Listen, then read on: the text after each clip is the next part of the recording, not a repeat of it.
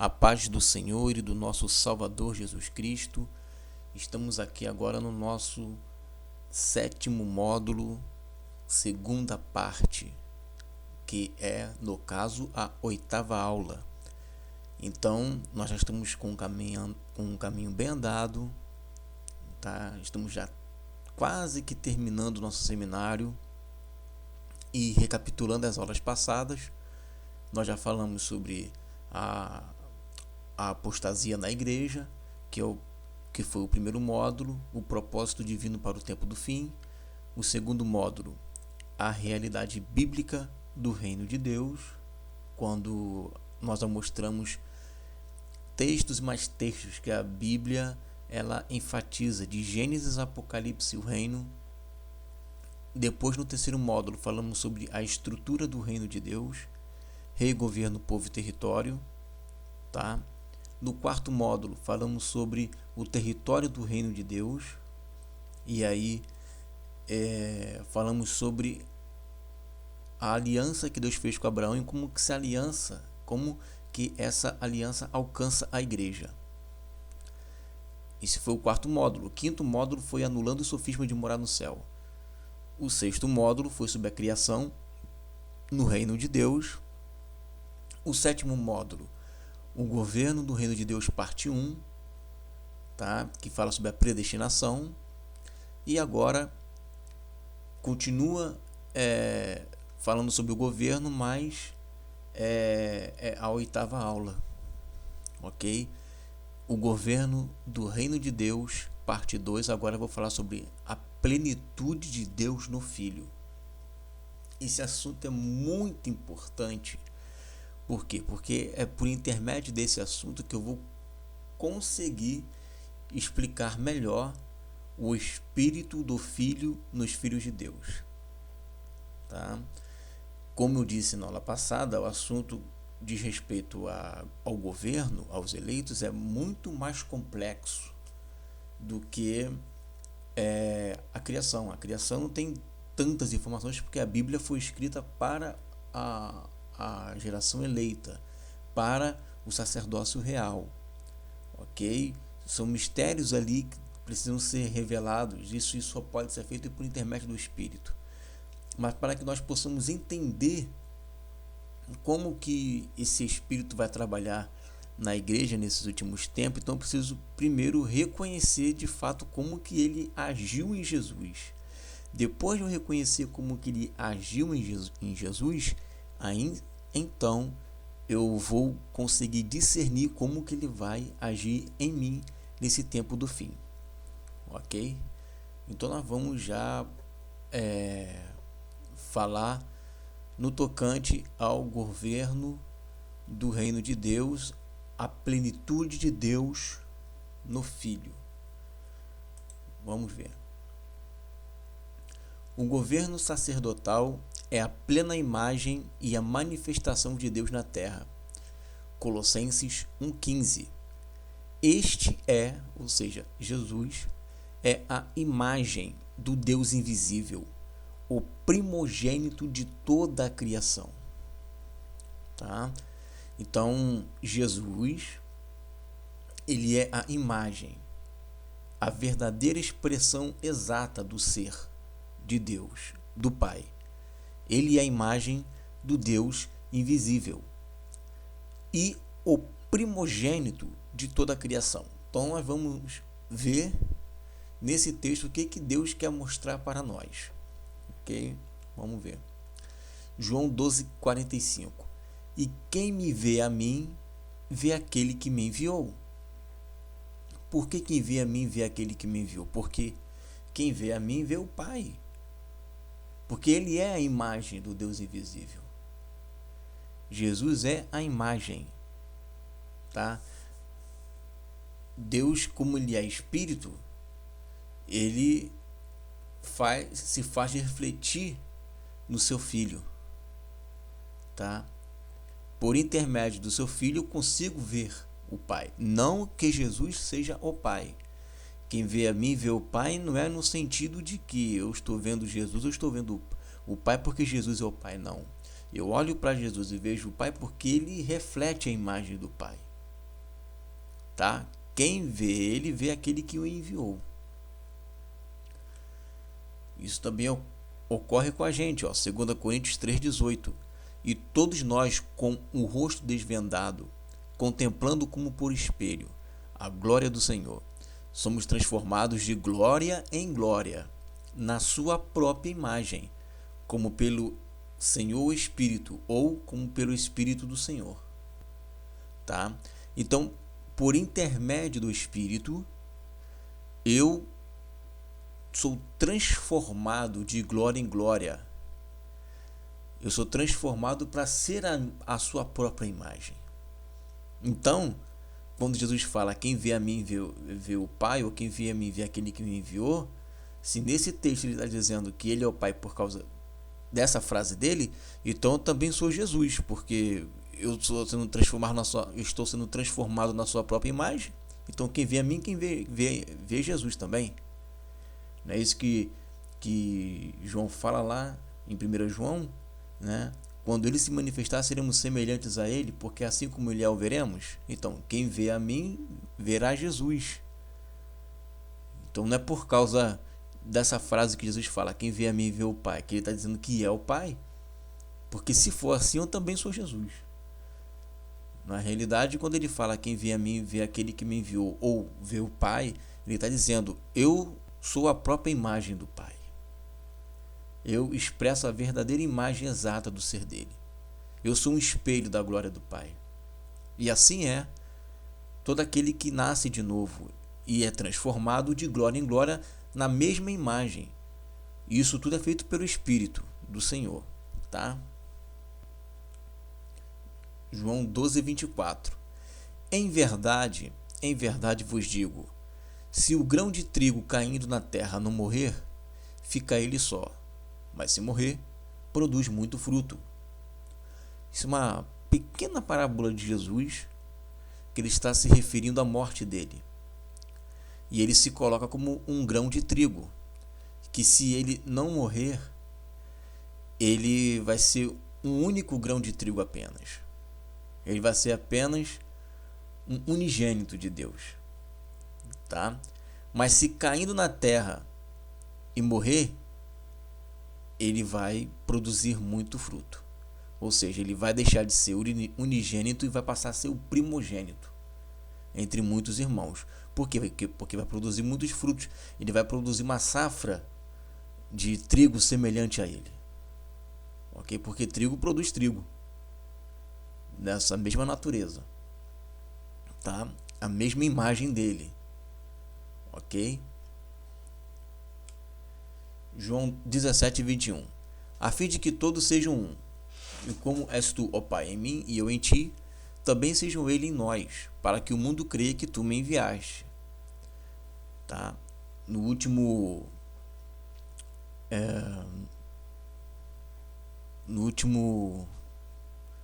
curso que eu dei, no último módulo que eu ministrei, eu expliquei a parte B do versículo, né? Para que o mundo creia que tu me enviaste, se referindo à criação.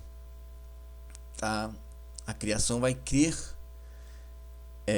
em Jesus a partir do momento em que a igreja ela for um com o Pai e com o Filho. Uma vez que ela é um com o Pai e com o Filho, então o mundo crerá que ele foi enviado. Então você observa que eu e o Pai somos um, também implica em dizer que eu e o Pai e o Filho somos um. Porque um aqui é unidade. Tá? E ele quer que nós sejamos um. Por quê? Porque há a necessidade, existe a necessidade de sermos a imagem dele. Ok? Existe essa necessidade. Para que o mundo creia, né? Efésios 5:30-32.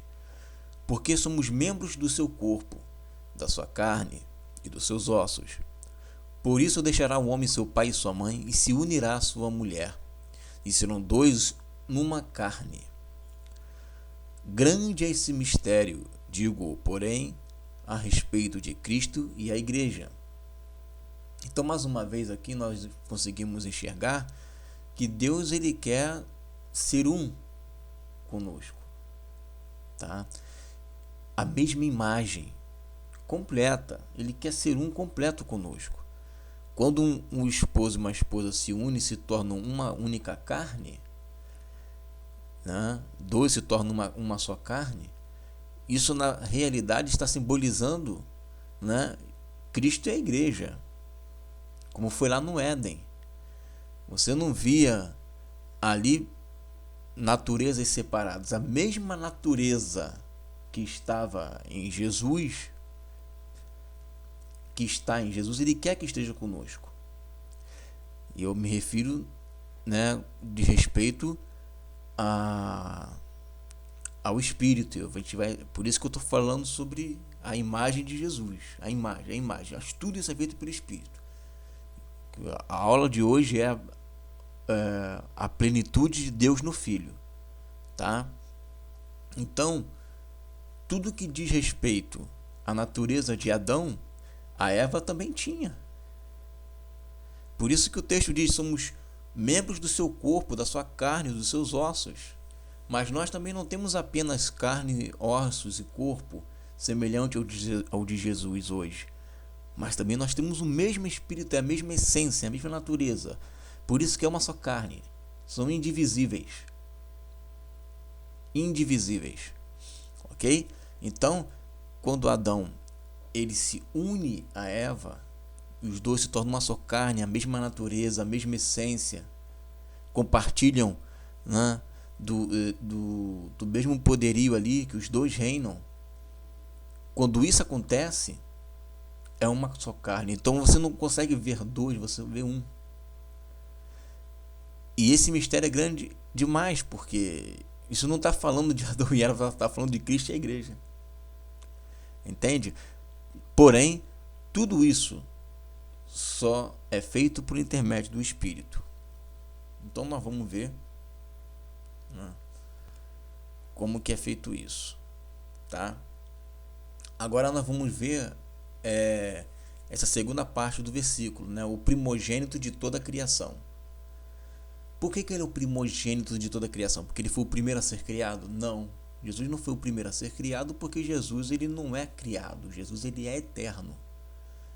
Ok? Então, por ele ser eterno, ele não é criado, mas diz que ele é o primogênito de toda a criação. Sim, ele é o primogênito de uma nova descendência regenerada pelo seu Espírito, porque Jesus foi o primeiro a vir ser gerado pelo Espírito. Tá? Caramba, eu também fui gerado pelo Espírito? Você não nasceu de novo? O Espírito não gerou em você uma nova criatura? Jesus não precisou nascer de novo, mas ele foi gerado do Espírito. Então ele foi o primeiro, né? O primogênito, o primeiro de toda a criação. E essa criação, segundo o contexto que fala antes desse versículo, no que tange a remissão, a nova criatura, né? Jesus não se tornou uma nova criatura e nem precisou de pedir perdão, porque ele não havia pecado nele algum. Contudo, ele foi o primeiro a ser introduzido na terra pelo Espírito Santo permanente. Ok? Então, ele é o primeiro dessa nova descendência. Vamos ver isso aí melhor.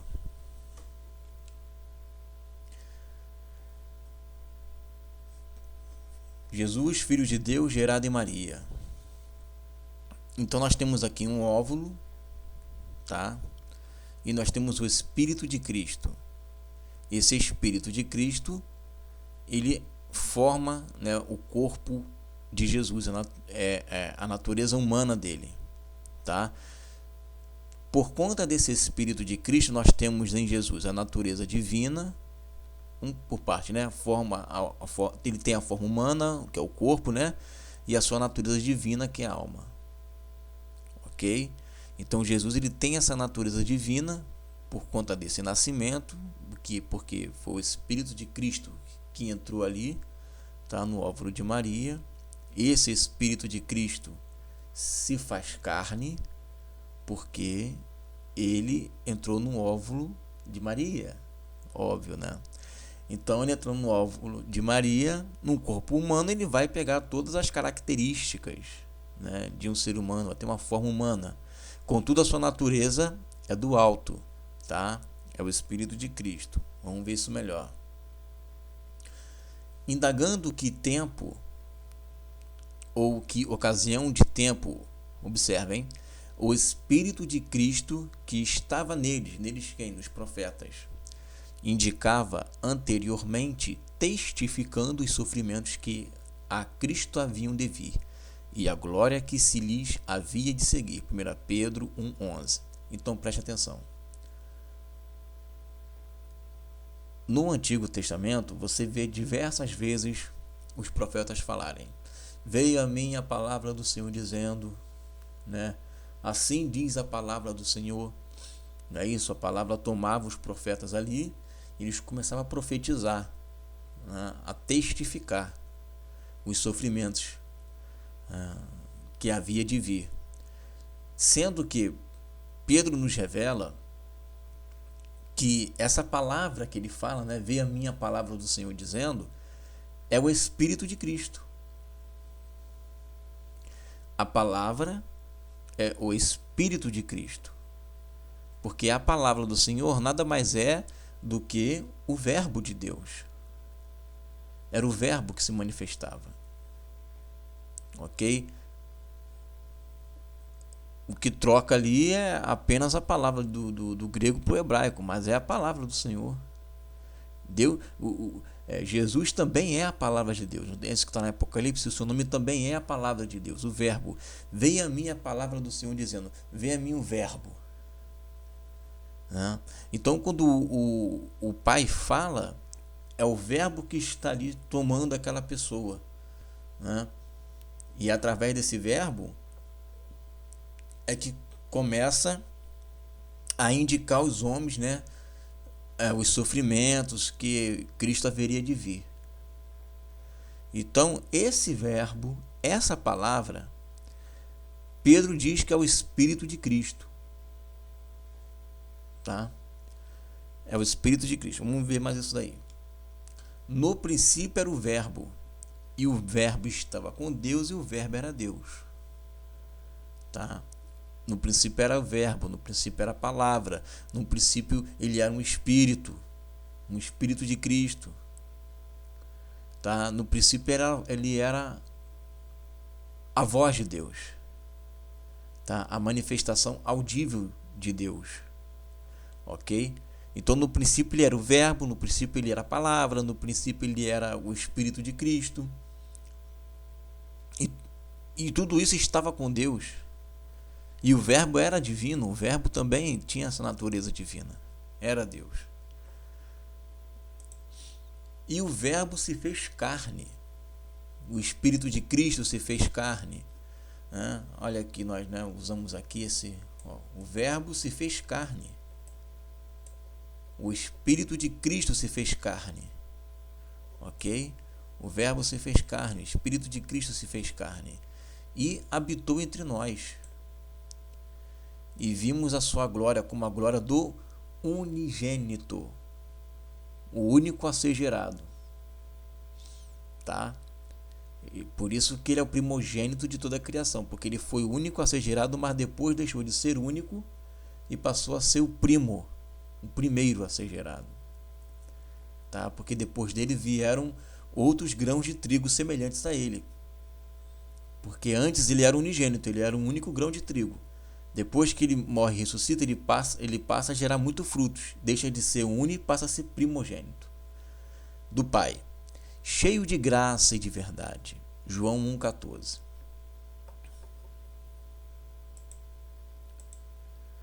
O Espírito é o que vivifica. A carne para nada aproveita. As palavras que eu vos digo são Espírito e vida. Você observa? Então nós vemos aqui mais uma característica do que é o verbo. São sinônimos, né? São diversos sinônimos. O que é o verbo? É a palavra do Senhor. O verbo é o Espírito de vida, o Espírito e vida. O verbo é o verbo. O verbo o Espírito de Cristo, tá? A palavra que Jesus estava falando ali naquele momento, né, era Espírito. Quando eu falo com você e você me ouve e crer naquilo que eu estou falando, é gerado em você vida, porque a palavra que eu tenho falado é Espírito. Ela é Espírito, ok? Todas as palavras que eu tenho falado, que você ouve, ou que você fala, dirigida por Deus, são Espírito e vida. Elas geram vida na pessoa. O verbo, lá no Antigo Testamento, ele era Espírito e vida. Por isso que diz lá em Filipenses 2,6, que sendo em forma de Deus, não teve por usurpação ser igual a Deus. O que é isso, ser em forma de Deus? Deus é o quê? Deus, ele é Espírito. Então Deus, sendo Espírito, ok? Porque ele é a palavra, e a palavra é Espírito e vida. Deus sendo o Espírito, perdão, o verbo, né? Sendo Espírito, ele não usurpou o ser igual a Deus, mesmo sendo Espírito, ok? Então Deus, ele tinha, Jesus, ele tinha a forma de Deus, ele era o verbo. Qual é a forma dele? Deus, ele é Espírito, e o verbo, ele também era Espírito, ok? Por que ele era Espírito? Porque ele era a palavra, e a palavra é Espírito e vida, que também é conhecido, como Pedro coloca, o Espírito de Cristo. 1 João 1,1. O que era desde o princípio, o que ouvimos, o que vimos com os nossos olhos, o que temos contemplado, e as nossas mãos tocaram no verbo da vida. Olha, Espírito e vida, verbo da vida, palavra do Senhor, Espírito de Cristo, tá? São tudo sinônimos do que representava o verbo no princípio, ok? Estando com isso em mente, a gente consegue avançar um pouco mais, tá? Então vamos lá. Entendemos então o que era o verbo lá no princípio, tá? Entendemos o que é o verbo lá no princípio. Ele era um espírito. E esse espírito, quando eu falo espírito, é a forma dele, tá? A forma dele é espírito. E esse espírito, ele tinha diversos sinônimos. O verbo, Espírito de Cristo, palavra do Senhor, e por aí vai. Tudo aquilo que você tem ali. Só que num dado momento da história, esse Espírito de Cristo, por intermédio do Espírito Santo, ele entra no óvulo de Maria. Vamos ver. E respondendo o anjo disse-lhe: descerá sobre ti o Espírito Santo, e a virtude do Altíssimo te cobrirá com a sua sombra. Por isso também o santo que de ti há de nascer será chamado Filho de Deus. Então, em um dado momento, tá, da história da humanidade, o Espírito Santo, ele faz essa obra de tal forma que o Espírito de Cristo, que é a palavra, vamos colocar agora verbo, fica mais fácil, tá? O Espírito Santo, ele faz uma obra milagrosa, que eu não sei como é que faz isso, mas ele faz esse milagre de introduzir no óvulo de Maria o verbo, tá? A palavra de Deus. Vamos continuar lendo, Mateus 1,18. Ora, o nascimento de Jesus Cristo foi assim, que estando Maria, sua mãe, desposada com José, antes que se ajuntasse, achou-se ter concebido, ou seja, grávida, do Espírito Santo. Tá? Ou seja, o Espírito Santo foi quem concebeu Jesus Cristo. Ok? São duas coisas diferentes. Tá? O Espírito Santo foi quem concebeu o Verbo. Agora, como que é isso? O profeta Isaías 53:8 já falava: da opressão e do juízo foi tirado. E quem explicará a sua geração? Porquanto foi cortado da terra dos viventes, pela transgressão do meu povo, ele foi atingido. Quem explicará a sua geração? Quem explicará como ele foi gerado? Quem explicará a forma que ele foi concebido? É um milagre. É um grande sinal. Né? Quando ele fala que Deus dará um sinal através de uma virgem. Né? E lógico está que a virgem ali não é no sentido de jovem. Essa jovem vai engravidar. Porque se assim for, temos sinais desde a época de Eva até o dia de hoje. Cada pessoa que nasce é um sinal diferente. Ou o mesmo sinal. Então é algo que nunca aconteceu. É um grande sinal. É um milagre. É por isso que Paulo fala que esse é o mistério da piedade. Né? É um grande mistério isso daí. Como é que pode um Deus, sendo em forma de Deus, ter consciência, eterno, poderoso, adorado, né? E de uma maneira inexplicável, por intermédio do poder, né, de Deus, do Pai, ele é gerado pelo Espírito. Ele é introduzido no ventre de Maria, e ali esse verbo ele passa a ser uma criança. Ele passa a ter que treinar todas as suas faculdades mentais de novo. Isso é um grande mistério. É algo que é um milagre, sim. Contudo, a nossa mente humana não consegue alcançar. Mas o que está escrito é o suficiente para que nós venhamos a crer. Ok? O que está escrito é o suficiente para que nós venhamos a crer. Entendemos então, recapitulando, que o verbo era o Espírito de Cristo. Por que o Espírito de Cristo? Porque ele era a palavra, e a palavra é Espírito e vida. E ali estava o verbo com Deus, e em um dado momento da história, o Espírito Santo, esse poder de Deus, cobre, né, como uma sombra, essa virtude do Altíssimo cobre com uma sombra Maria, e ela, né, ela fica grávida. É nesse momento em que o verbo ele passa a tomar essa forma humana. Jesus deixa de ter a forma de Deus e passa a ter forma humana. E isso é uma coisa que vai ficar marcado pelo resto da vida dele, que ele nunca mais vai deixar de ter a forma humana.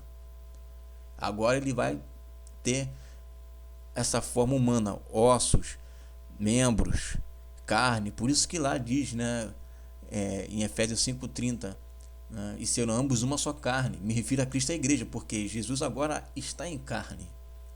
Tá? Claro que não é a mesma carne que a nossa perecível, vamos dizer assim, né, corruptível, mas é um corpo incorruptível. Isso é uma outra história, uma outra aula. Mas o fato é que nós viemos a entender isso, tá? Que Jesus, sendo em forma de Deus, ele entra na história da humanidade e passa a ter forma de homem. Esse verbo, esse Espírito de Cristo, ele acaba entrando no óvulo de Maria e passa a ser, né, esse ser adorado, né, glorificado, que nós tantos reverenciamos. Ok? E quando ele nasce, o verbo, ao se tornar carne, ele teve que aprender tudo de novo. Tá? Vamos ler aqui Hebreus 5, 8 e 9. E ainda que era filho, ele aprendeu a obediência por aquilo que padeceu. E tendo sido aperfeiçoado, veio a ser a causa da eterna salvação para todos os que lhe obedecem. Hebreus 5, 8 e 9. Então você observa que Jesus ele não nasceu perfeito. Ele foi aperfeiçoado. Tá? Ok? Mas Jesus não tinha pecado. Uma coisa não tem nada a ver com a outra. Perfeição aqui na Bíblia é teleios, maduro, tá completo. Jesus, ele não tinha pecado, mas era uma criança. Ele ainda estava aprendendo a obedecer. Como que se aprende a obedecer? Adão teve uma grande oportunidade lá no Éden de obedecer a voz do Verbo de Deus, quando ele disse para não comer para comer de todas as árvores do jardim, menos a árvore do conhecimento do bem e do mal. E ali ele teve uma grande oportunidade de aprender a obedecer. Mas ele, ao invés de aprender a obedecer, ele preferiu desobedecer. Ok? Jesus não. Jesus, ele, através de tudo aquilo que ele padeceu, ele foi aprendendo a obedecer, a se submeter, a estar 100% debaixo da vontade do Pai. E por intermédio dessa obediência, ele foi aperfeiçoado. Pô, mas ele era filho de Deus? Ok, ele era filho de Deus. Olha o que está escrito. Tudo bem. Ainda que era filho, que era justamente isso, né? A resposta é essa. Embora sendo filho, ainda que era filho, ele aprendeu a obedecer, nada mudou. A lei serve para ele também, aprendeu a obedecer. E por intermédio dessa obediência sublime, perfeita, né, ele foi aperfeiçoado. E uma vez aperfeiçoado, veio a ser a causa da eterna salvação para todos os que lhe obedecem. Ok? Então, ele aprendeu a obedecer por aquilo que sofreu, por aquilo que ele padeceu, e tendo sido aperfeiçoado, tendo sido amadurecido, tendo atingido, né, o teleios, a completude de tudo, ele veio ser a causa da eterna salvação para todos que lhe obedecem. Vamos ver como é que foi feito isso. E crescia Jesus em sabedoria, em estatura e em graça para com Deus e os homens. Isso aí é Lucas 2,40. Agora Lucas 2,40 e 52. E o menino crescia e se fortalecia em espírito, cheio de sabedoria, e a graça de Deus estava sobre ele. Então Jesus, ele teve que estudar lá a Torá, né? Teve que meditar nas escrituras. Você sabe que nos tempos bíblicos, somente o primogênito ele podia estudar lá nas escolas das sinagogas. Só o primogênito ia para lá. E no decorrer dos anos, eles faziam aquele, eu não sei direito o nome, né? Que com 12 anos, eu esqueci como é que se fala isso em hebraico, né? Mas ele teve que ser apresentado com 12 anos de idade, né? E aí, nessa idade, Bar Mitzvah, me lembrei, Bar Mitzvah, com 12 anos de idade, segundo foi o que eu aprendi, se eu estiver errado, alguém me corrige, né? Com 12 anos de idade, se lia um anunciado de um texto, ok? Se lia um anunciado de um texto, e essa pessoa tinha que completar esse texto.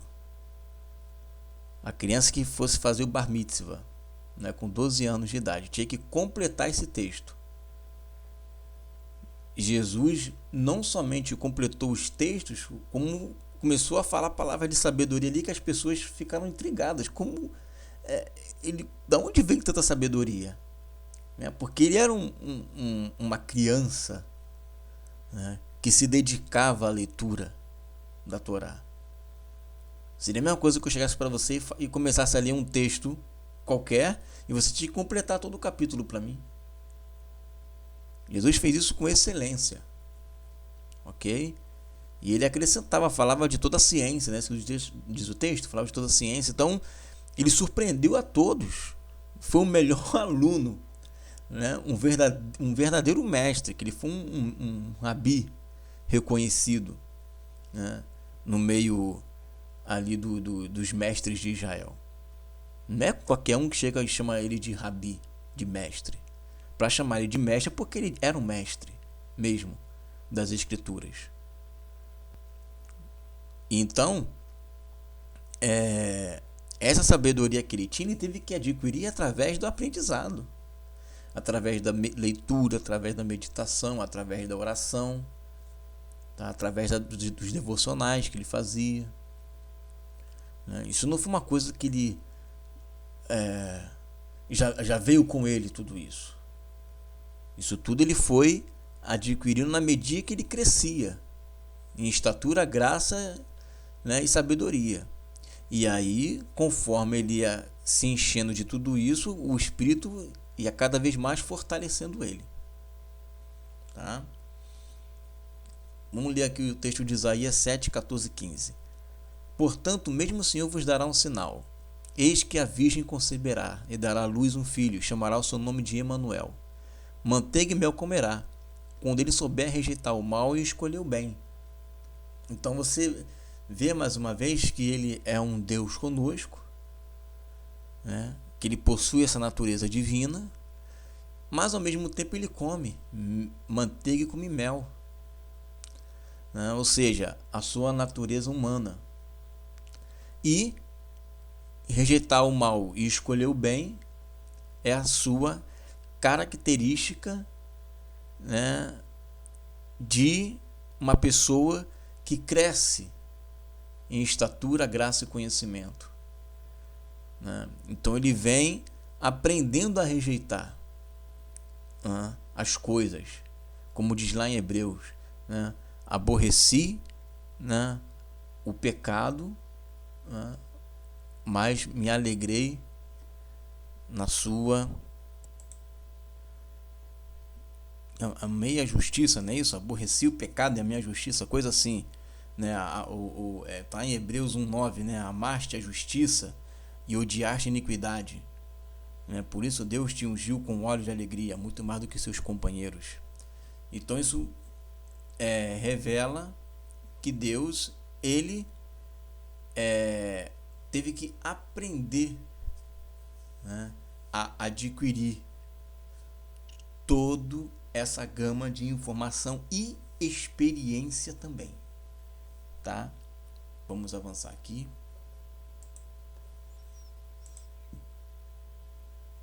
Ok.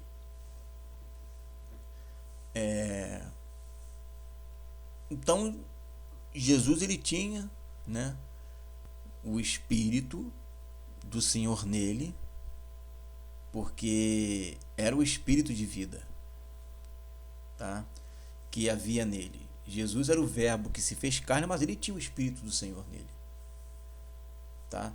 Esse Espírito do Senhor, tá, que havia na vida dele, é o que capacitou ele a conquistar ou a adquirir a perfeição.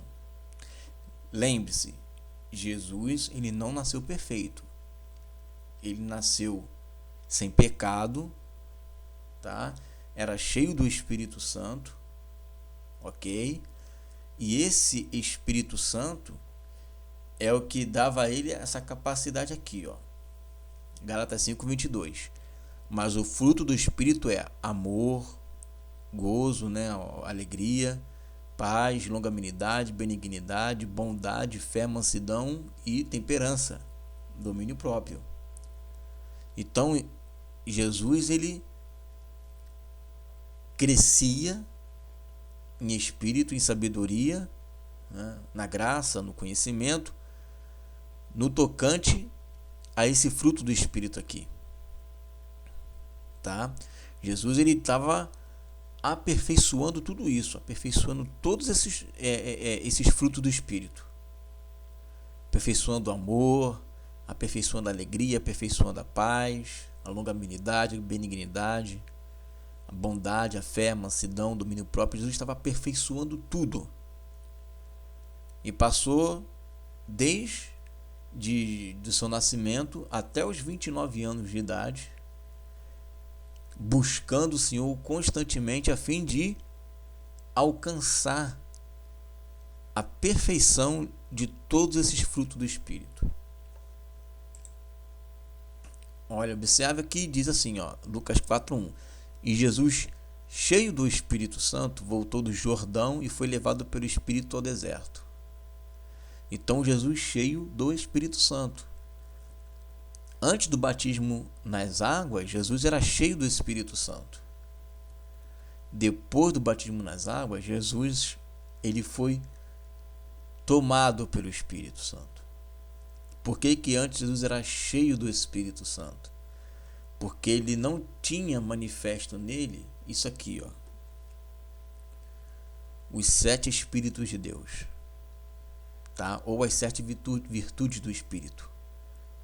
Repousará sobre ele o Espírito do Senhor, o Espírito de sabedoria e de entendimento, Espírito de conselho, de fortaleza, o Espírito de conhecimento e de temor do Senhor. Isaías 11:2.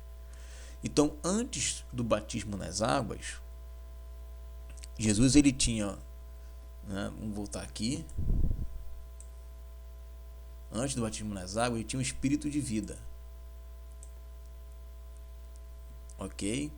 Que era isso aqui, frutos do Espírito, tá? Ele estava aperfeiçoando amor, o gozo, a paz, a longanimidade, benignidade, bondade, fé, mansidão e temperança. Ele estava aperfeiçoando todos esses dons, todos esses frutos do Espírito, tá? E cada vez mais estava se enchendo do Espírito Santo, se enchendo do Espírito Santo. Em um dado momento, aos 29 anos de idade, Jesus no batismo, ele aqui, com o Espírito de vida já tomado nele, aperfeiçoado nele, as 7 virtudes do Espírito, as outras 6 no caso, que é o primeiro é o Espírito de vida. Os 6 aqui, para completar, tomam ele. A partir desse momento, Jesus se torna perfeito. Ele foi aperfeiçoado por aquilo que padeceu, tá? Nesse momento aqui, ele chega à sua maturidade, tá? Ele chega à sua maturidade. Ele atinge a sua maturidade espiritual. Aqui ele é aperfeiçoado. São 7 as virtudes do Espírito, tá? Esse Espírito do Senhor, que é o Espírito de vida que está nele, é o que capacitava ele a aperfeiçoar o amor, a aperfeiçoar a alegria, a aperfeiçoar a paz, a aperfeiçoar a longanimidade, a aperfeiçoar a benignidade, a aperfeiçoar a bondade, a aperfeiçoar a fé, a aperfeiçoar a mansidão e a aperfeiçoar a temperança ou domínio próprio. Uma vez isso tudo aperfeiçoado, as outras 6 virtudes do Espírito vêm sobre ele ali e manifesta nele o quê? Os 7 Espíritos de Deus. Veja. Do trono saem relâmpagos, vozes e trovões, e diante do trono ardem 7 tochas de fogo, que são os 7 Espíritos de Deus. Ou seja, as 7 virtudes do Espírito. Deus é perfeito por causa dos seus 7 Espíritos de Deus. Jesus foi perfeito por causa dos 7 Espíritos, tá? Que o aperfeiçoou, que o tornou completo, pleno, teleios. Lucas 4:18. O Espírito do Senhor está sobre mim, pelo que me ungiu, para evangelizar os pobres, enviou-me para proclamar libertação aos cativos e restauração da vista aos cegos, para pôr em liberdade os oprimidos. Tá? Agora, você pensa no seguinte, isso aqui a gente vai tratar mais quando nós falarmos sobre o Espírito do Filho nos Filhos de Deus, que é a nossa próxima aula. Mas você já pensou se essas 6 virtudes aqui, elas se manifestassem, tá? antes disso daqui, como é que ia ser? Como é que ia ser uma pessoa ser cheio de entendimento, de fortaleza, né, de conselho, mas não ter mansidão? Você se lembra daquele episódio em que Jesus ele foi para Samaria e os discípulos os moradores não receberam os discípulos, nem Jesus? Aí João, né, que é o apóstolo do amor, fala assim: Senhor, o Senhor quer que mandemos fazer cair fogo do céu igual fez Elias? Ou seja, você imaginou se ele tem um espírito ali de fortaleza nele para fazer, né, cair fogo do céu? Ia matar todo mundo. Mas aí Jesus chega e fala: vocês não sabem de que espírito eu sou? Vocês não percebem que eu vim para salvar? Olha aqui, ó, manifestou nele o amor. Tá? Manifestou nele o amor. Então, isso, a manifestação disso aqui, a perfeição disso aqui, desses 9 frutos do Espírito aqui, é o que abre as portas para isso aqui. Tá? É o que abre as portas para isso aqui. Isso é a perfeição. Tá? É a perfeição que Jesus conseguiu atingir. Vamos continuar lendo. Olha o que Jesus falou, João 5,30. Eu não posso de mim mesmo fazer coisa alguma. Como ouço, assim julgo. E o meu juízo é justo, porque não busca a minha vontade, mas a vontade do meu Pai que me enviou. Então você percebe que Jesus, por si mesmo, ele não ia conseguir fazer nada. Tudo que ele fez foi por causa disso aqui, ó. O Espírito do Senhor que estava sobre ele e pelo qual Jesus foi ungido. Né? Jesus foi ungido com o Espírito Santo. Então, Jesus não podia fazer nada de si mesmo. E ele só falava as coisas que ele ouvia. Que ele ouvia do Pai. A forma como ele ouvia, ele julgava. E pelo fato dele ouvir a voz do Pai, por intermédio do Espírito, que faz esse elo, e ele fazia o julgamento, esse juiz era justo. Por quê? Porque não era dele, era da vontade do Pai, que o enviou. Tá? E como que ele provava isso? Por intermédio desses dons. Lendo o pensamento das pessoas,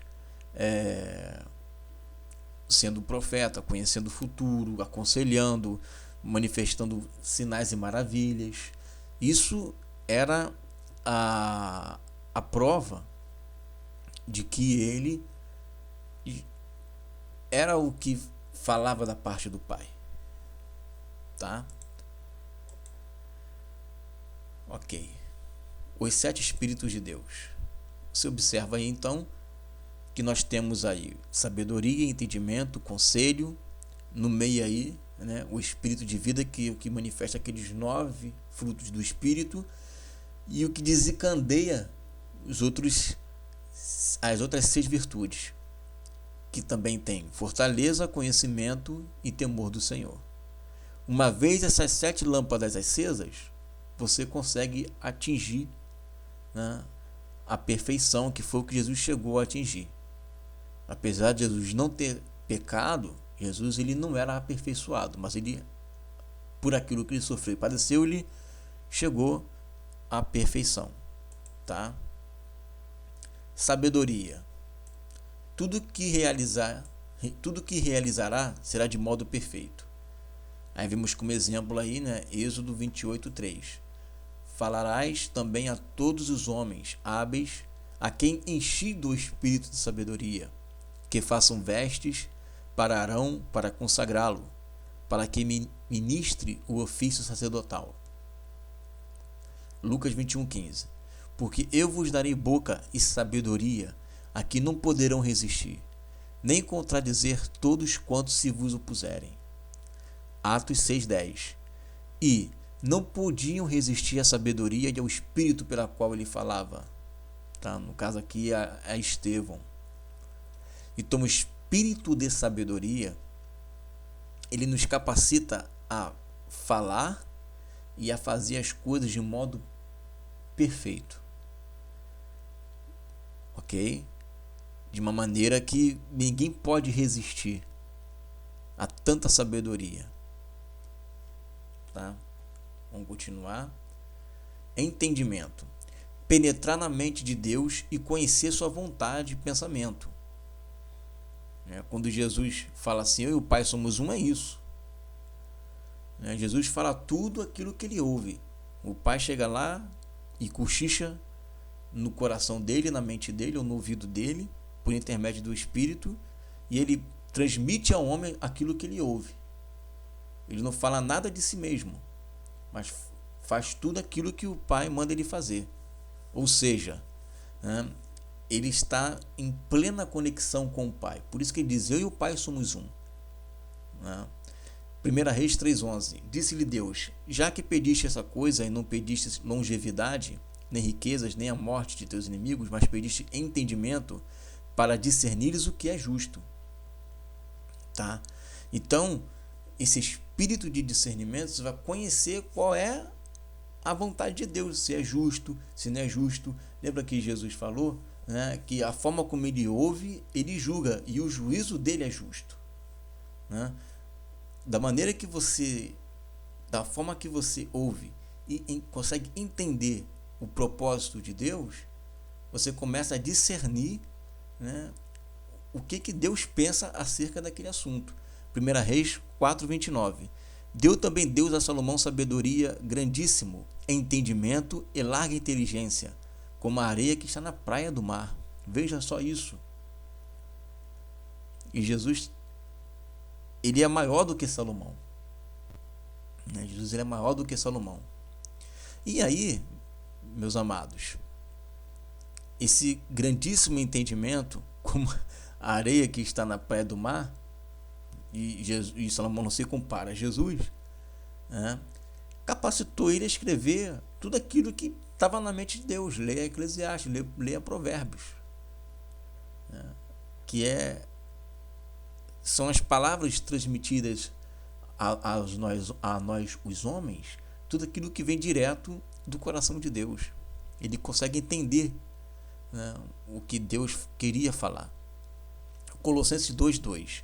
Para que o coração dele seja confortado e vinculado juntamente em amor, e eles tenham toda a riqueza da forte convicção do entendimento para compreenderem perfeitamente o mistério de Deus, Cristo. Tá? Então, observa que esse espírito de entendimento, você conhece plenamente, entende, olha o que o texto diz, e eles tenham toda a riqueza da forte convicção do entendimento para compreender o mistério de Deus. Então, essa forte convicção, por isso que Jesus fala, não, meu juízo é justo, porque não sou eu quem falo. Eu não falo de mim mesmo. O que eu ouço, eu falo. Isso é a forte convicção. Porque ele conhecia todos os mistérios, ele compreendia, ele entendia. Tá? 1 João 5,20. Também sabemos que o Filho de Deus é vindo e nos tem dado entendimento para reconhecermos o verdadeiro. Estamos no verdadeiro, em seu Filho, Jesus Cristo. Este é o verdadeiro Deus e a vida eterna. Tá? Então, o espírito de entendimento é para penetrar na mente de Deus e conhecer sua vontade, seu pensamento, em sua plenitude, perfeitamente. Conselho: aconselhar todos de modo sábio. 1 Reis 12,6. Tomou o rei Roboão conselho com os homens idosos que estiveram na presença de Salomão, seu pai, quando este ainda vivia, dizendo: como aconselhais que se responda a este povo? Daniel 4,27. Portanto, ó rei, aceita o meu conselho e põe termo, pela justiça, em teus pecados e em tuas iniquidades, usando de misericórdia para com os pobres, e talvez se prolongue a tua tranquilidade. Então, o espírito de conselho na vida de Daniel, o espírito de conselho também na vida de Salomão, era algo tão forte, mas tão poderoso, que eles estavam na presença dos reis. E Salomão, como o próprio rei, viam reis como a rainha de Sabá, né, de outras terras, para ouvir a sua sabedoria. Olha, você já imaginou? Você já viu isso hoje? Chegar de repente, né, alguém de uma nação e ir para uma outra nação, não, vim aqui ouvir da sua sabedoria, fala para mim. Ou então chegar um presidente da república, chegar para você um irmãozinho da igreja que está orando lá, né? Eu quero o teu conselho, eu vou seguir o teu conselho, fala para mim. Então esse espírito de conselho, ele é tão forte, tão poderoso, que ele está no coração do rei, e quem não é rei está na presença dos reis. Tá? Fortaleza, nada lhe será impossível. Atos 2:22. Varões israelitas, atendei a estas palavras. Jesus, o Nazareno, varão aprovado por Deus diante de vós, com milagres, prodígios e sinais, os quais o próprio Deus realizou por intermédio dele entre vós, como vós mesmos sabeis. Então você aqui nesse texto tem praticamente todo o resumo, né? Você vê que Jesus ele foi aprovado por Deus diante dos olhos dos homens, né? Este é meu filho amado em quem eu tenho muito prazer, e por intermédio dele, Deus começou a partir daí fazer os milagres, prodígios e sinais, mas não fez isso. Jesus não fez isso por si mesmo, mas era Deus quem fazia por intermédio dele, tá? E termina dizendo como vós mesmos sabeis. Então Jesus ele poderia fazer qualquer coisa, mas o que foi aperfeiçoado nele para ele fazer qualquer coisa foi o quê? Foi a fé, que é um dos frutos do Espírito, né? Então, por intermédio da fé aperfeiçoada, Jesus conseguiu despertar nele esse espírito de fortaleza. Atos 8:13. O próprio Simão abraçou a fé e, tendo sido batizado, acompanhava Filipe de perto, observando extasiado os sinais e grandes milagres praticados. Olha aí os dons se manifestando, né? Atos 19:11. E Deus, pelas mãos de Paulo, fazia milagres extraordinários. Não era apenas milagres, eram coisas extraordinárias. Então você imagina que tipo de milagre é. Além de ser um milagre, era extraordinário, né? Era um patamar a mais de milagre. Conhecimento, penetrar na mente do homem e conhecer-lhe os pensamentos. Olha aí, você imaginou se uma pessoa tem um espírito desse aí manifestado e não tem domínio próprio, não tem amor, e começa a fazer fofoca? Que vergonha. Atos 15:8. Ora, Deus, que conhece os corações, lhes deu testemunho, concedendo o Espírito Santo a eles, como também a nós concedera. Então Deus que conhece os corações. O espírito de conhecimento é o que penetra no coração do homem, tá? É o que faz com que seja trazido à luz, revelado aquilo que está lá no fundo do coração, o que de fato a pessoa pensa. Vamos ver, por exemplo, Lucas 9:47, ó. Mas Jesus, sabendo que se lhes passava no coração, tomou uma criança, colocou-a junto a si. Aí começa a fazer aquele discurso, né, que o verdadeiro louvor. Então, sabendo o que se lhe passava no coração, é Deus chegar lá, né, ler o pensamento das pessoas, né, e manifestar. Você imaginou isso? Você lê o pensamento da pessoa? Lucas 11:17. E sabendo ele o que se lhes passava pelo Espírito, disse-lhes: todo o reino dividido contra si mesmo ficará deserto, e casa sobre casa cairá. Né? Jesus, ele sabendo o que se lhes passava pelo Espírito, ele lendo ali pelo Espírito Santo, pelo Espírito de conhecimento, ele lendo, né, por intermédio dessa virtude, ele começa a fazer não uma acusação, né? Mas o verdadeiro ensino do que é, não, o império das trevas contra o império das trevas, uma casa dividida em si mesmo, correto? Da mesma forma foi Pedro também lá em Atos capítulo 5 com Ananias e Safira. Temor do Senhor. Fluir a presença divina onde quer que esteja, gerando temor aos que ali estão. Mateus 27:54. O centurião e os que com ele guardavam a Jesus, vendo o terremoto e tudo o que se passava, ficaram possuídos de grande temor e disseram: verdadeiramente este era o Filho de Deus. E olha, eis que te digo que esse espírito de temor do Senhor é o que está faltando na igreja de hoje. Porque o temor do Senhor é o princípio de toda a sabedoria. Então, o que está faltando hoje na igreja é isso aqui. E mais, se a igreja tivesse manifestado esse temor do Senhor, muitos iriam dizer verdadeiramente este era o Filho de Deus. Marcos 4:41. E eles, possuídos de grande temor, diziam uns aos outros: que é este que até o vento e o mar lhe obedecem? Atos 5:5. Ouvindo estas palavras, Ananias caiu e expirou, sobrevindo grande temor a todos os ouvintes. Então aquele temor, igual houve em alguns momentos, né, na vida de muitas pessoas, tipo Charles Finney, que você vê histórias extraordinárias na vida dele, né, esse espírito de temor fluindo na vida dele, né? Ok? 7 espíritos de Deus, o espírito, toda a plenitude de Deus no Filho. Vamos continuar, não acabou ainda não, está terminando. Ok, então nós percebemos que Jesus ele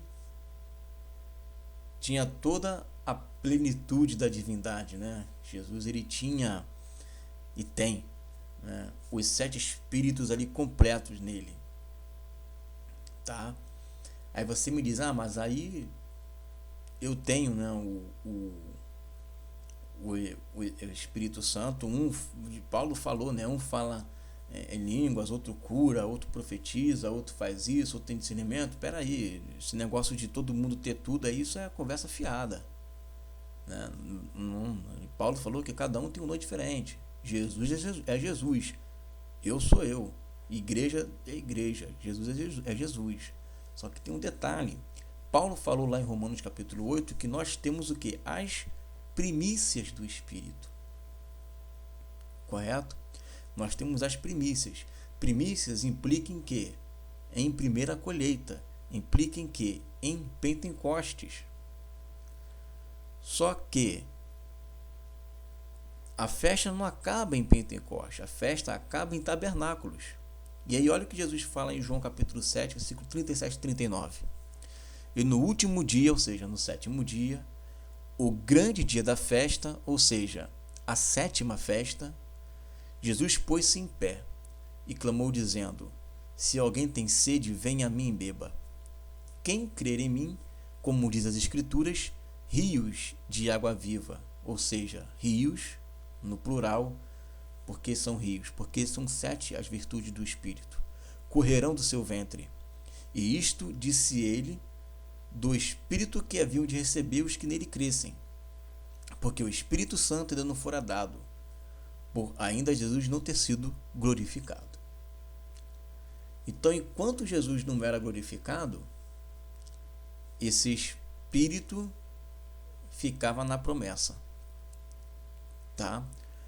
Estava nele, no corpo dele, mas ainda ele não poderia dar desse Espírito porque ele não estava glorificado, tá? Até o momento o que nós temos que entender é isso, ok? Na próxima aula a gente vai falar sobre o Espírito do Filho nos filhos de Deus. Aí nós vamos ver como é que é feito todo esse trâmite, né, das promessas que Deus tem para nós.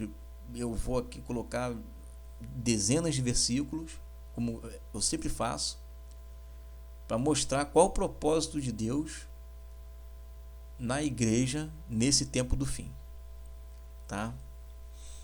Porque afinal de contas Jesus falou, né? Aquele que crer em mim farão as mesmas obras que eu já fiz e maiores ainda farão. Eu só posso fazer as mesmas obras que ele se eu estiver andando na mesma dimensão que ele andou.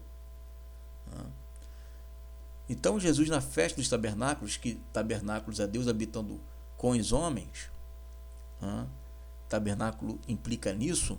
Na festa dos tabernáculos, no último dia da festa, Jesus fala justamente desse avivamento, desses rios de água viva que vão correr do ventre, né, de todos que recebem o Espírito. Claro que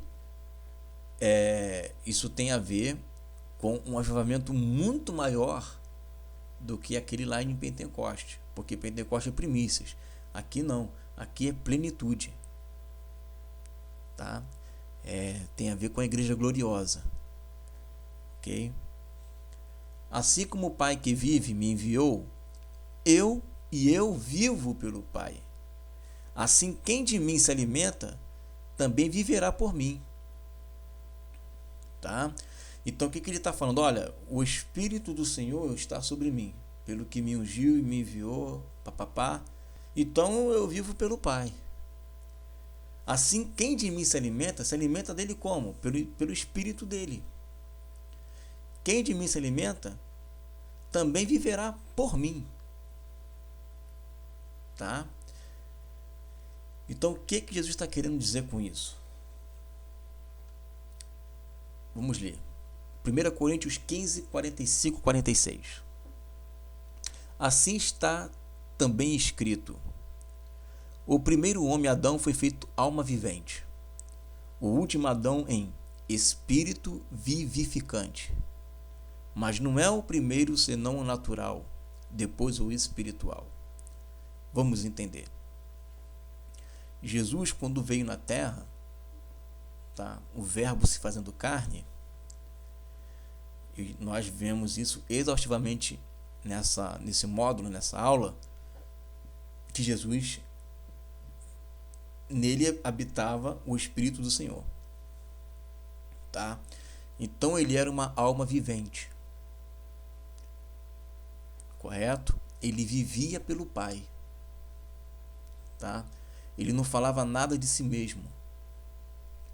Tudo que ele falava era a partir daquilo que ele ouvia.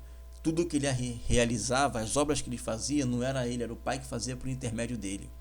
Então Jesus, ele era uma alma vivente, dominado pelo ser dominante que é o Pai, ok? Então ele vivia pelo Pai. Por isso que Jesus não poderia dar do seu Espírito, porque ele ainda não tinha sido glorificado, ok? Então ele vivia pelo Pai, ele era uma alma vivente. Mas depois que ele ressuscita, ele se torna Espírito vivificante. O que é Espírito vivificante? Jesus, depois de ressuscitado, agora ele tem o poder de também enviar o seu Espírito. Agora, não somente o Pai envia o Espírito, mas também o Filho. Só que o canal é fonte primária, o Pai, que dá do seu Espírito ao Filho, e o Filho, que agora dá do seu Espírito para a igreja. Antes de Jesus morrer, havia em Jesus os 7 Espíritos de Deus, tá? Ali nele. Quando Jesus morre e ressuscita, esses 7 Espíritos de Deus, ele, como é que eu posso dizer? Ele fica misturado ao corpo dele. É uma palavra que o máximo que eu posso chegar na minha inteligência. Fica acoplado, misturado, faz parte do corpo dele. toda a plenitude da divindade habita corporalmente, habita no corpo dele. Então, da cabeça aos pés, ele é espírito vivificante. Não estou dizendo que o corpo dele é espírito, a forma dele é carnal. Quando eu digo carnal, não é pecaminosa. Quando eu digo carnal, é forma humana. Mas não é uma forma humana como antes. Porque a forma humana como antes, ele era o receptáculo do Espírito do Pai. Agora, quando ele ressuscita, apesar dele ter carne, apesar dele ter osso, é um corpo que tudo. Todas as coisas estão debaixo do poderio desse corpo.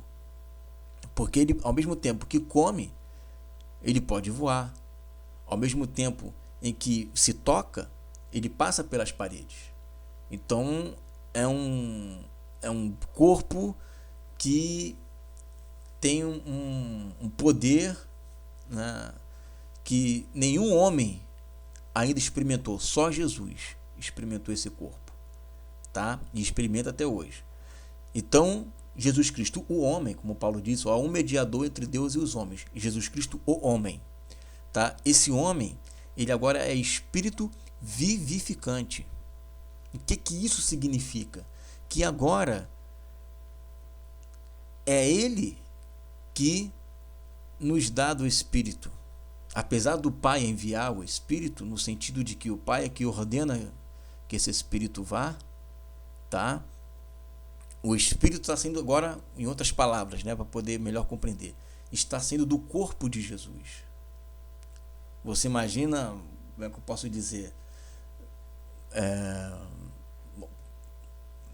qualquer personagem aí, um herói, né, que ao estender a mão sai um poder da mão dele, né, um raio, sei lá, né? Então, o pai enviava, né, essa virtude ao filho. Agora, quando o filho ressuscita, ele ressuscita espírito vivificante. Então, todo o corpo dele está tomado desse poder. Os 7 espíritos de Deus estão do fio de cabelo dele, né, até na unha do pé.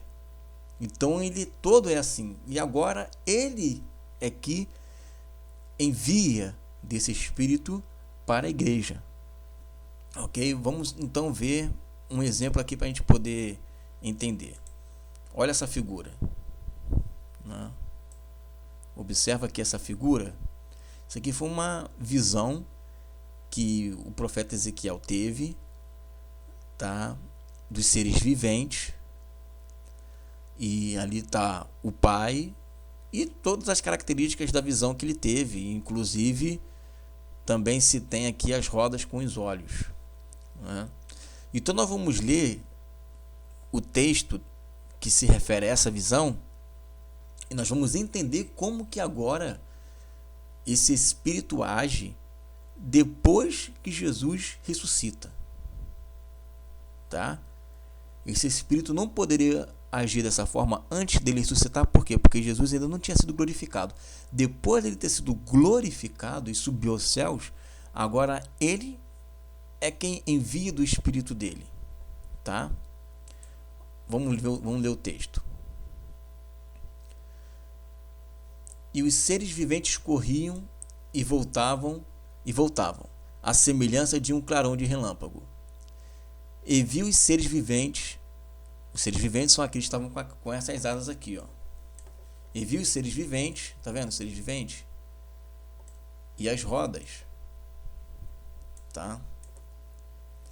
E viu os seres viventes, e eis que havia uma roda sobre a terra, junto aos seres viventes, uma para cada um dos quatro rostos, aqui, ó. Vendo aqui, ó? São 4, né? Andando elas, andavam pelos seus 4 lados, não se viravam quando andavam. Olha que interessante. E andando os seres viventes, andavam as rodas ao lado deles.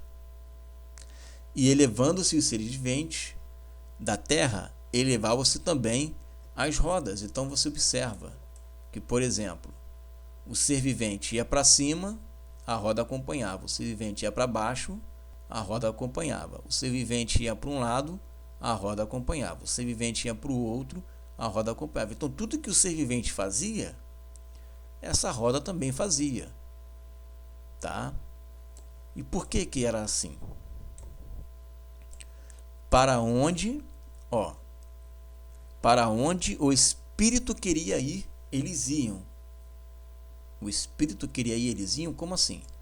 Para onde o espírito tinha de ir, e as rodas se elevavam de frente deles, porque o espírito do ser vivente estava nas rodas, tá?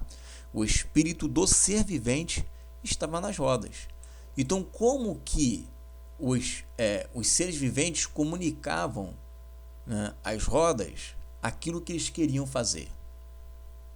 O ser vivente subia e, através do espírito do ser vivente, tá, dentro da roda, a roda obedecia. O espírito do ser vivente falava: suba, a roda subia. O espírito do ser vivente falava: desça, a roda descia, porque a roda era submisso, né, à vontade do ser vivente. Correto? Então, o ser vivente dizia: vá para a direita, ele ia para a direita. Vá para a esquerda, ele ia para a esquerda. Tá? A roda não fazia nada, nenhum movimento que não fosse primeiro ordenado pelo ser vivente. Só que o ser vivente não ia até lá e cochichava no ouvido dele: olha a roda, faz isso, faz aquilo. Não. O ser vivente, mesmo distante, mesmo longe dele, tá, ele se comunicava com as rodas por intermédio do seu espírito. Então ele pegava o seu espírito, né, e enviava no ser vivente, entrava esse espírito no ser vivente, e o ser vivente obedecia tudo aquilo, as rodas, perdão, né? E as rodas obedeciam tudo aquilo que o ser vivente queria que eles fizessem. Olha só, para onde o espírito queria ir, eles iam. Para onde o espírito tinha de ir, e as rodas se levavam de frente deles, porque o espírito do ser vivente estava nas rodas. Andando eles, andavam elas, e parando eles, paravam elas, e elevando-se eles da terra, elevavam-se também as rodas de fronte deles. Por quê? Porque o espírito do ser vivente estava nas rodas. Tá? Então você, por exemplo, imagina se eu quero falar com você, né? Eu quero falar com você e para eu poder falar com você, eu preciso de uma comunicação, uma vez que eu estou longe de você, do outro lado do mundo. Só que eu não vou usar o telefone, eu não vou usar a internet. Então o que eu vou fazer? Eu vou te enviar o meu espírito. E aí, quando eu quero transmitir a você os meus sentimentos, esse meu espírito vai refletir todos os meus sentimentos. Por exemplo, se você pecar, eu vou ficar triste, o meu espírito vai se entristecer e você vai sentir isso, porque o meu espírito que está em você está triste. Por que o meu espírito que está em você está triste? Porque eu, que te enviei o espírito e sei do que você está fazendo, estou triste. Então, se eu interceder por você, o meu espírito estará intercedendo por você. Então, se eu me alegrar, o meu espírito se alegrará. E você vai sentir essa minha alegria dentro de você. Porque tudo aquilo que eu quero comunicar a você, os meus sentimentos por você, o meu amor por você, se você sentindo do amor, de paciência, de temperança, tudo isso, é você percebendo, sentido por intermédio desse espírito que eu enviei a você, todas as características do meu ser. Entendeu? é o exemplo dessas rodas. E é o exemplo de que como que Jesus faz hoje. Então Jesus ele envia do seu Espírito, e esse Espírito, né, Jesus quer me ensinar um texto da Bíblia. O que eu vou fazer? Né? Eu vou, através do meu Espírito, ensinar ele as Escrituras. Por isso que João fala que a unção ensina. Né? Então deixa eu te ensinar isso daqui. Né? Eu quero revelar a ele as coisas profundas que estão no coração dele. Como eu sou, agora no sentido figurado, né? Um exemplo hipotético. Como eu sou Deus e conheço todas as coisas, né? Eu vou revelar todos os segredos do seu coração por intermédio do meu Espírito, porque penetra nas profundezas, né? Então é assim que, a partir da ressurreição de Jesus, né, agora na qualidade de Espírito vivificante, é assim que ele trabalha. Vamos ver isso aqui, Romanos 8:11. Se habita em vós o Espírito daquele que ressuscitou a Jesus dentre os mortos, esse mesmo que ressuscitou a Cristo Jesus dentre os mortos, vivificará também o vosso corpo mortal, por meio do seu Espírito que em vós habita. Tá? O que habita em mim agora é o Espírito de Jesus. Ok? Que pode ser chamado Espírito Santo, que pode ser chamado Espírito do Senhor, tá? E aí ele vai receber diversos sinônimos. Mas a fonte da onde se origina é o Filho. E a fonte primária é o Pai. É o Espírito do Pai no Filho e o Espírito do Filho nos filhos, que é o tema da nossa próxima aula, que a gente vai entrar mais em detalhes sobre isso, né? Que é formar o Cristo, né? Cristo em nós, a esperança da glória, ou Paulo dizendo, eu rogo com dores de parto até que Cristo venha a ser formado em vós. O que é formar o Cristo? Eu só posso formar o Cristo se o Cristo estiver dentro de mim. De uma certa forma, o Pai também está em mim, porque o Pai está no Filho, correto? Mas é interessante que você entenda que o canal da onde se origina o Espírito é o Filho, tá? Eu tenho o Espírito do Filho. Colossenses 2:9. Porque nele habita corporalmente toda a plenitude da divindade, tá? Então, em Jesus habita toda a plenitude da divindade. E aí já é uma introdução para a nossa próxima aula, porque se em Jesus habita toda a plenitude da divindade e ele nos dá do Espírito dele, que possui as 7 virtudes, né, os 7 Espíritos de Deus, que são as 7 virtudes do Espírito, então nós também podemos fazer tudo aquilo que Jesus fez.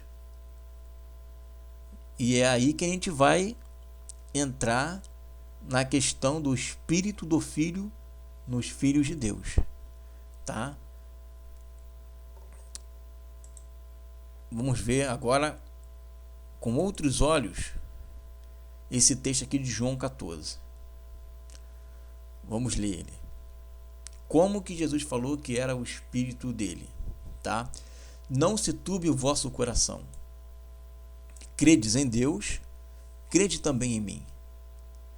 Na casa de meu Pai há muitas moradas. Nós já falamos sobre isso na lição 5, tá? Anulando os sofismas de morar no céu. Esse texto aí está falando de morada, casa do Pai, tá? Não tem nada a ver com o céu. Então vamos lá. Na casa de meu Pai há muitas moradas. Se não fosse assim, eu vou-lhe teria dito: vou preparar-vos lugar. E quando eu for e vos preparar lugar, olha aí que eu grifei em vermelho, hein? Virei outra vez, tá? Virei outra vez. E vos levarei para mim mesmo. Ó, e vos levarei para mim mesmo. Ele virá outra vez, depois que ele for para o céu, tá? ele vai começar a preparar essas moradas e virá outra vez, tá? E nos levará para ele mesmo, para que onde ele estava naquele momento, tá? Onde é que ele estava? Eu já vou responder isso. Estejais nós também. Continua. Mesmo vós sabeis para onde eu vou e conheceis o caminho. Disse-lhe Tomé: Senhor, nós não sabemos para onde vais. E como podemos saber o caminho? Disse-lhe Jesus: Eu sou o caminho, e a verdade, e a vida. Ninguém vem. Olha aí. Ninguém vem ao Pai.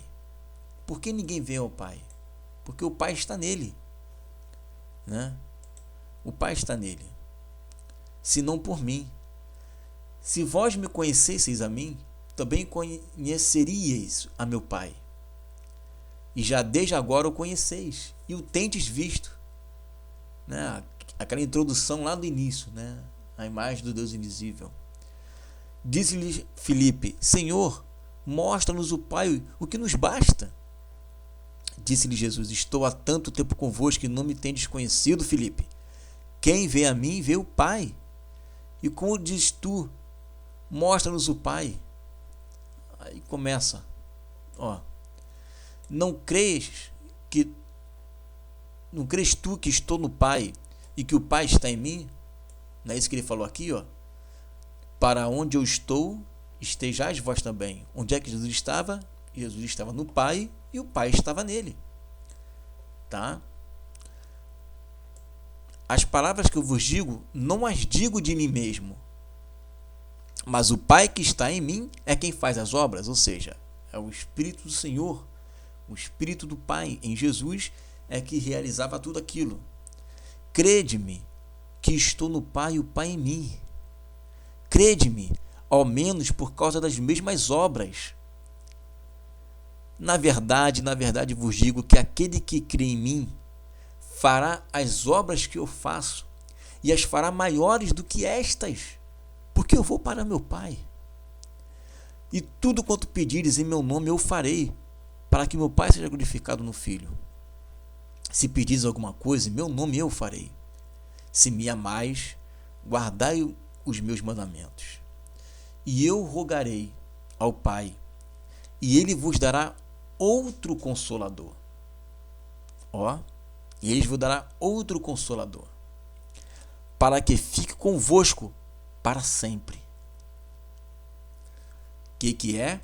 O Espírito de verdade, que o mundo não pode receber. Nós já estudamos esse texto. Porque não o vê, nem o conhece. Mas vós o conheceis, porque ele habita convosco. Como é que o Espírito da verdade habita com eles?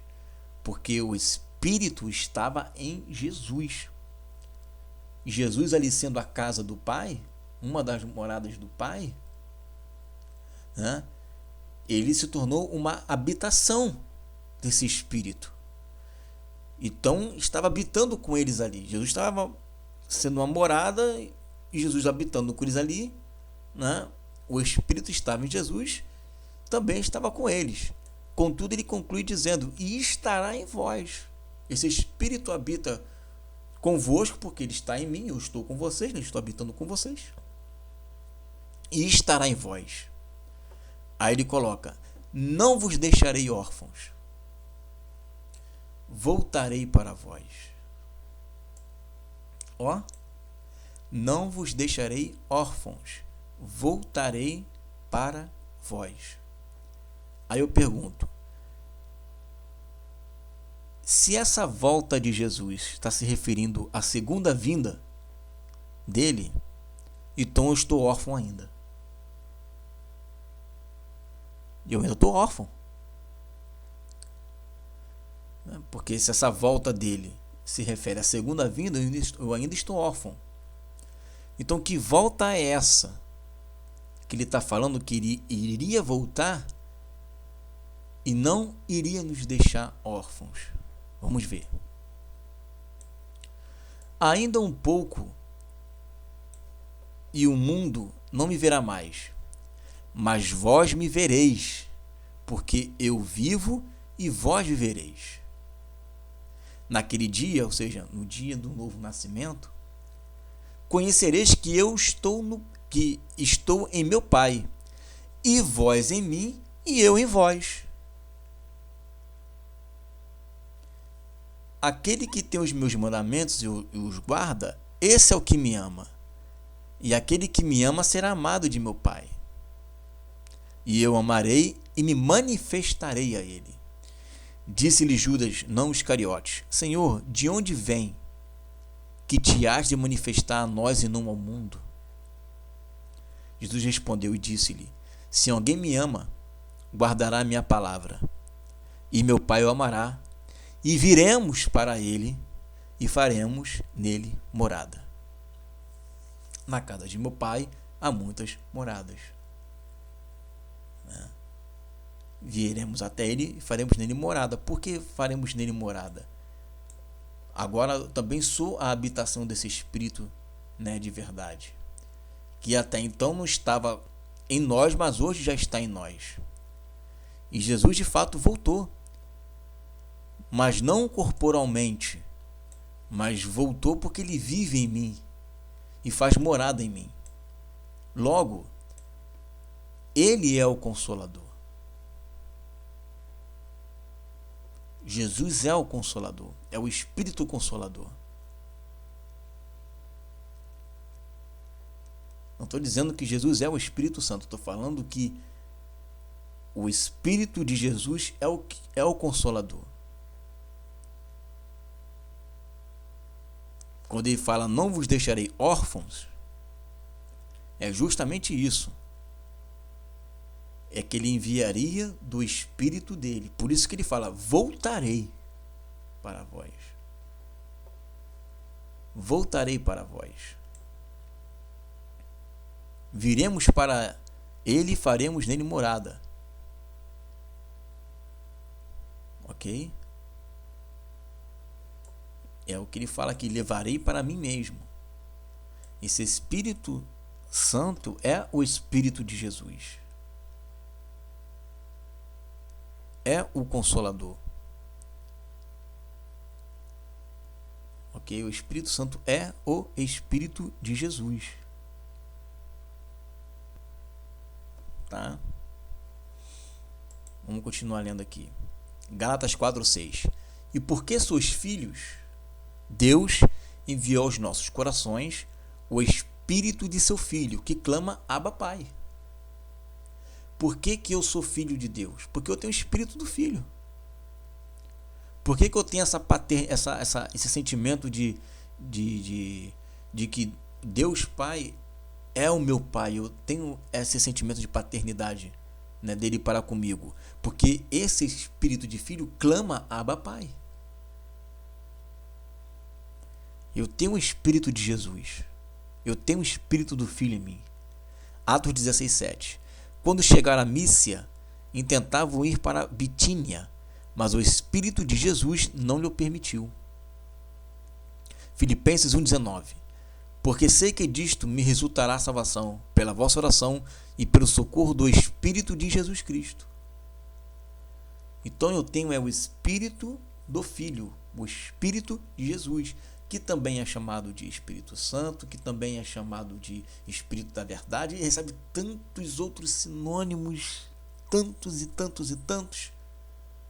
Mas nós vemos aqui, biblicamente, que esse Espírito é o Espírito de Jesus, que ressuscitou dentre os mortos.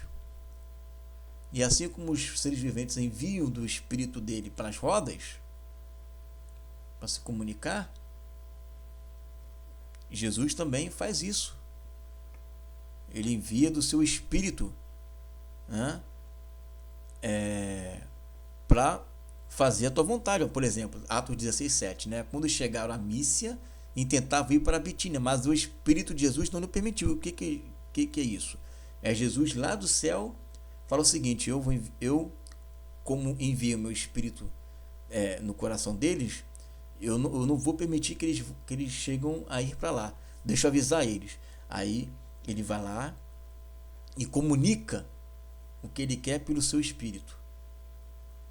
E eles que não fazem aquilo que eles querem, mas fazem aquilo que eles ouvem, né? Eles acabam se submetendo à voz do Espírito, como fez as rodas com os seres viventes.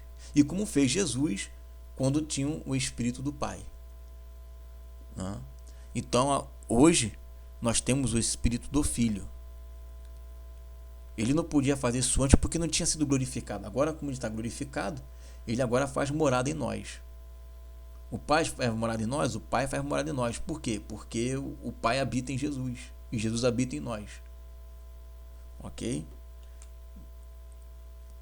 Então, para encerrar, voltando a falar um pouquinho do Consolador, foi descoberto em Israel um local onde os judeus messiânicos do primeiro século se reuniam, e lá, tá aqui, lá eles, né, se reuniam, tinha uma vírgula aqui, eu não botei, e lá eles fizeram a seguinte inscrição no chão em aramaico, tá? Então foi descoberto isso daqui,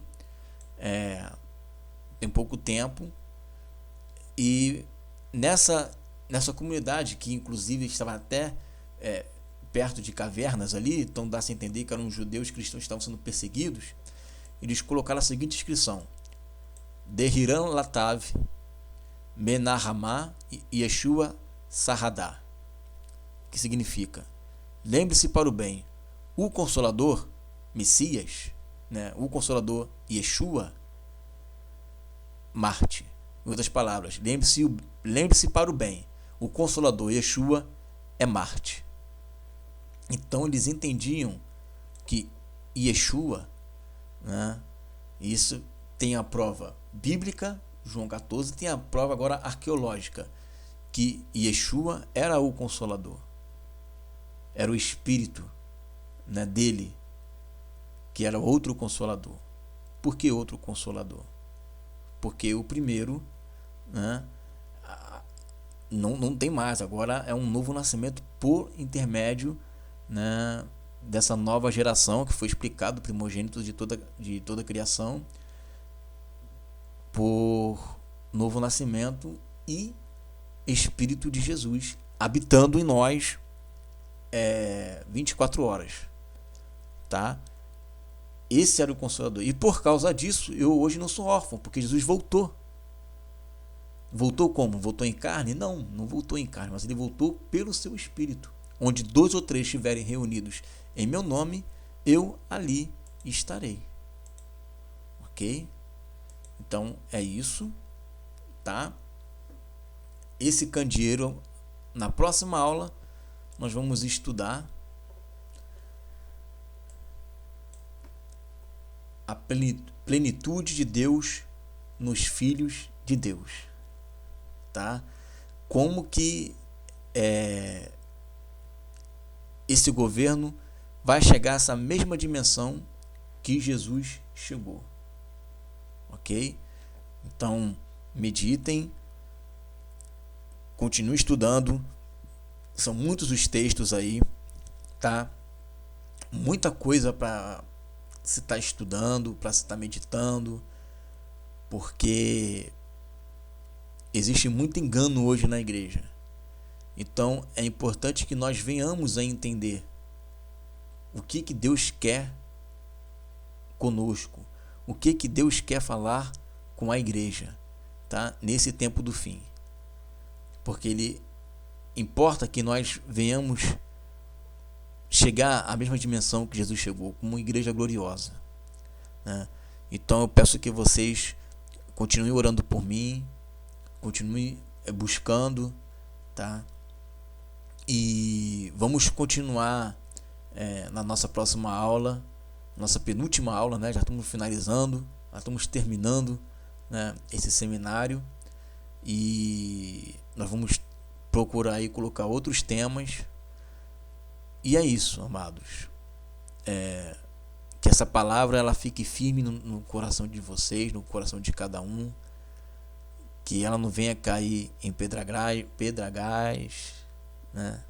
Não venha cair em lugares que tem espinhos, mas que venha cair numa boa terra, tá? Que venha cair num coração aonde você possa guardar essa palavra e viver essa palavra, porque de nada adianta ter essa gama de conhecimento, mas não viver.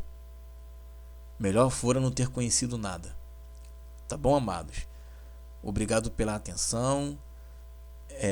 Estudem, meditem, e na medida que vocês forem entendendo, vocês também compartilhem, né, esses vídeos, para que você também possa estar ajudando a outros irmãos a compreenderem mais acerca do Evangelho do Reino de Deus.